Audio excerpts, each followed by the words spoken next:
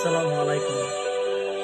আমার দেশবাসীর কাছে একটা অনুরোধ থাকবে, আপনারা জ্বালাও পোড়াও হাঙ্গা দাঙ্গা থেকে সবাই বিরত থাকুন।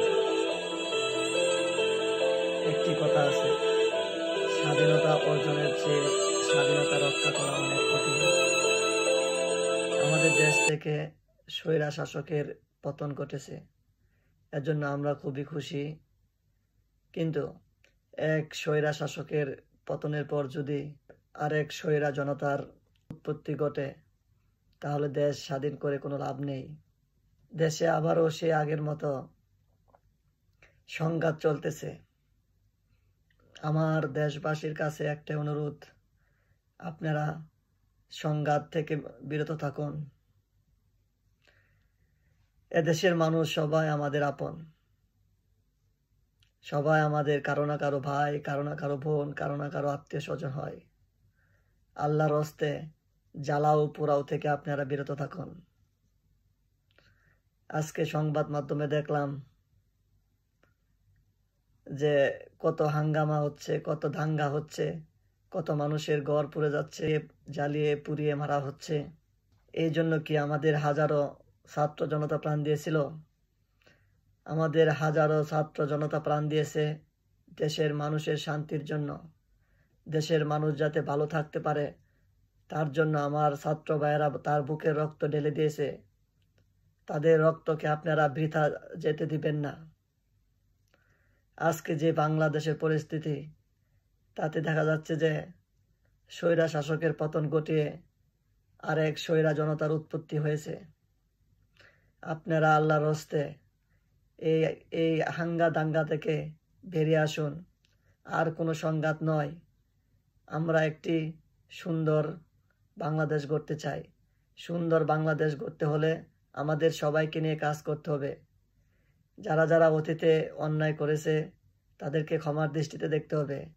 আমাদের মহানবী সাল্লাল্লাহু আলাইহি সাল্লাম বলেছেন, ক্ষমা হচ্ছে মহত্বের গুণ। আপনারা শান্ত হন, আপনারা শান্ত হন, আর জ্বালাও পোড়াও চালায়েন না। আপনি কাদেরকে মারতেছেন, কাদেরকে জ্বালাইতেছেন? তারা তো আমাদেরই প্রতিবেশী, আমাদেরই ভাই, আমাদেরই বোন, আমাদেরই আত্মীয় স্বজন। আল্লাহর হস্তে এসব জ্বালাও পোড়া থেকে আপনারা বিরত থাকুন। তাহলে যে আমাদের হাজার হাজার ছাত্র প্রাণ দিয়েছে, তাদের বুকে রক্ত ঢেলে দিয়েছে, তাদের আত্মা শান্তি পাবে না। তারা বাংলাদেশকে একটি সুন্দর শান্তিপূর্ণ দেশ হিসেবে দেখতে চেয়েছিল। তারা চেয়েছিল এদেশে শুধু থাকবে শান্তি, থাকবে না কোনো অহংকার, থাকবে না কোনো হিংসা, থাকবে না কোনো বিদ্বেষ। কিন্তু আজকের যে পরিস্থিতি, তাদের আত্মা কিন্তু শান্তি পাবে না। আল্লাহর হস্তে আমাদের শহীদ ভাইদের প্রতি সম্মান জানিয়ে আপনারা এই সংঘাত থেকে বিরত থাকুন। এই হাজারো হাজারো মায়ের বুক খালি হয়েছিল এই সংঘাত দেখার জন্য না।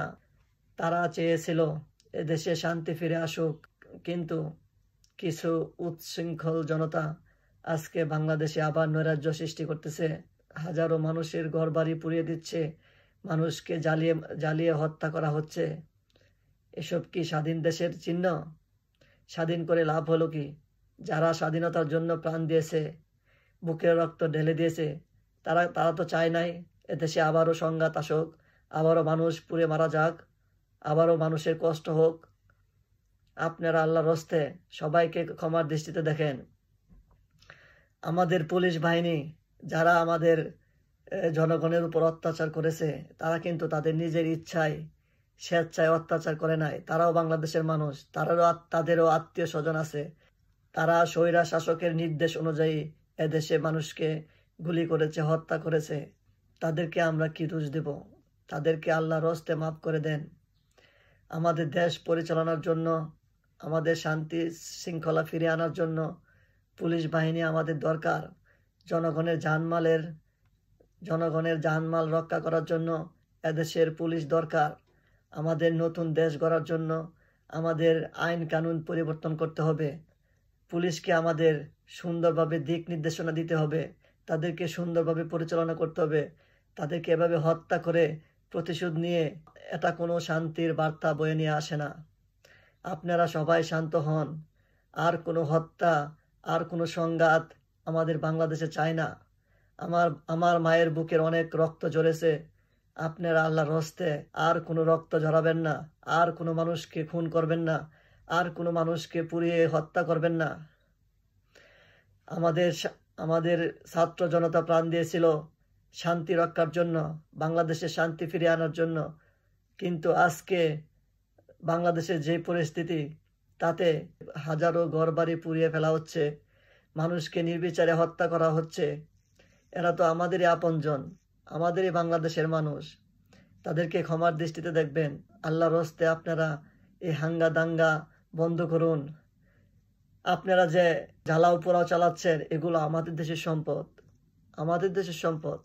আপনারা আমাদের দেশের সম্পদকে রক্ষা করুন, আর কোনো জ্বালাও পোড়াও চালায়েন না।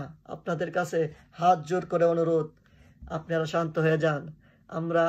আমাদের ছাত্র ভাইয়েরা যে প্রাণ দিয়েছে, তাদের রক্তের বিনিময়ে আপনারা শান্ত হয়ে যান।